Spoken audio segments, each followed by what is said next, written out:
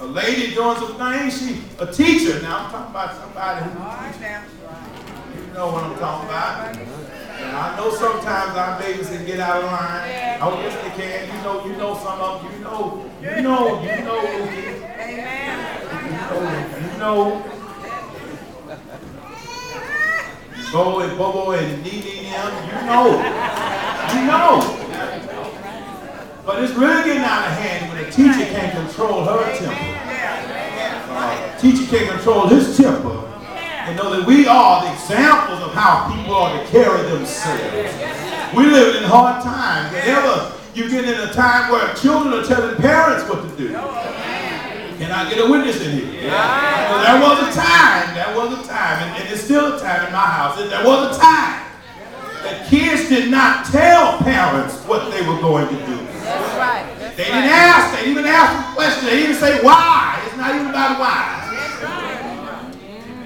We live in hard times when kids are hurting their own parents. And parents are abusing their own children. Can I get a witness in here? We're living in hard times. When husbands won't take care of their own wives. They will take care of somebody else's family across the way instead of take care of what God has blessed them. Some men are calling themselves daddy and father, but they won't take care of the children that God has given them. I'm talking now somebody's over there. It's the same thing when they won't take care of their own. Mothers don't want to be mothers anymore. Can I get a witness? They want to be friends with their daughters, and they want to dress like their daughters. They want to be buddy with their daughters, and you can't tell who mommy is and who daughter is. Somebody talk back to me. I'm out. We're in hard times. Hard times when people's jobs are on the line. Don't know if we're going to have a job next week. Can I get a witness in here? In fact, some of us are living from paycheck to paycheck. Oh, I know right about it. If you just say amen at the same time, what nobody know you're talking about. You know what I'm saying? What you mean, brother pastor? I mean, if you lost your job this week, if you didn't get your check on Friday or next week, then you know you're not gonna make it. You'll be in the soup line sometime.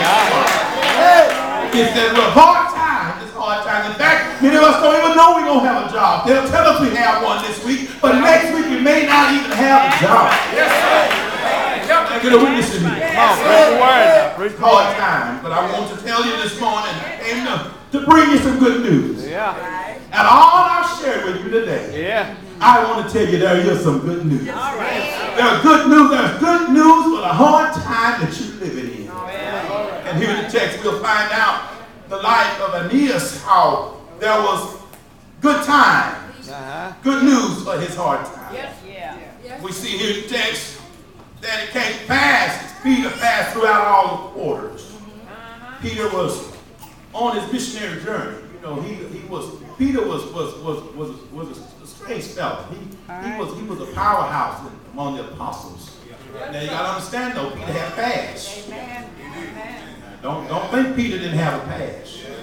You know, the late Reverend Ivan Johnson said from our church in Terrell that Peter was a man who could walk on water but couldn't stand on land. That's right. What you mean by preacher? Meant by that by saying that he could walk on water with Jesus, but he wouldn't stand up for him while he was on the land. You know, that's this Peter. This is the same Peter when Jesus was being taken from courtroom to courtroom and being talked about and lied upon. When he was around the fire, and they said, "Peter, do you know who he is?" I don't even know the man. Don't know the man. Somebody asked me, "Who you know? You sound like you talk just like him." And then he went to cussing, you know. He did. He started saying some things. And one from the Old Testament. He started saying some things. He did. That's what the Bible says. It said he started, and you know, Peter was something else. Peter would cut you.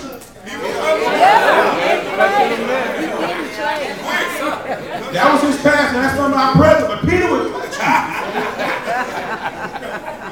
I know some of you got it. I know you got it. You ain't telling nobody, but I know.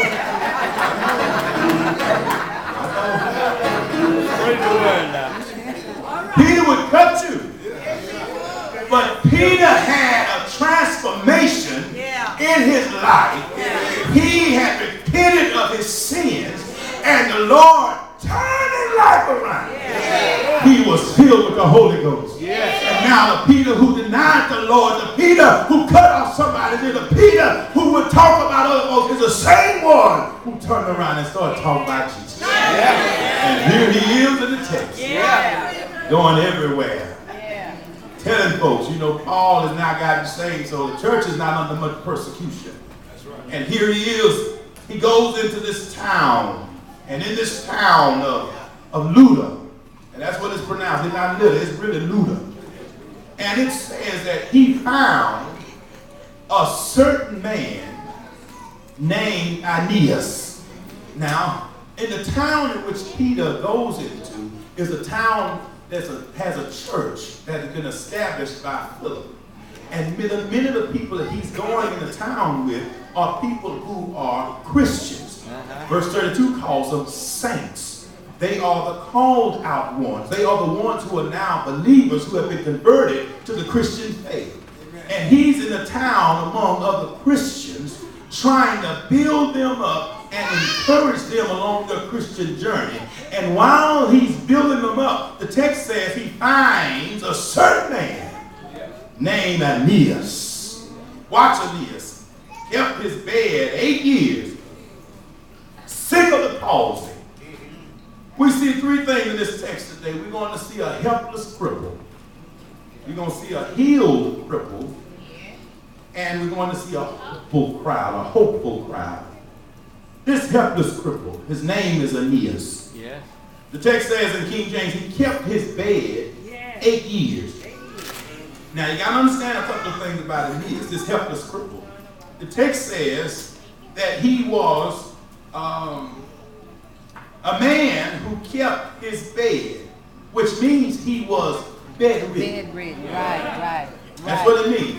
To say he kept his bed means that he was bedridden. Now, note the text says he was bedridden, and Luke, in his detail, says it was about 8 years. Now, notice he was bedridden for 8 years. And when you look at the word bed in this text, it's also meaning a bed. A person who uses a bed in this text literally means a person who was on poverty. So here are two things we see. We see this bedridden man, Aeneas, is number one, he's poor. That means he's broke. And we also see that he's sick.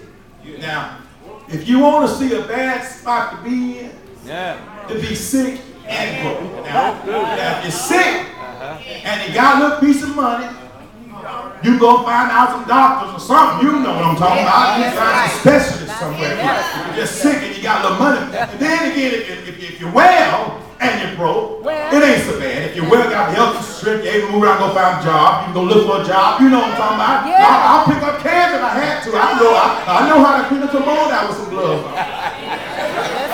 That's right. Because I know how to work. And if you got your health and strength and you're broke, if you're not sick and you're broke, it's all right. But when you're sick and broke, you're a bad spot. To be sick and broke, and then you run across folk who are willing or able and won't none of them hit. You know what I'm talking about. Folk who are willing, but they ain't able. All right. And then you got those who are able, but they ain't willing. And this man was sick and broke, and around folk who were willing but not able.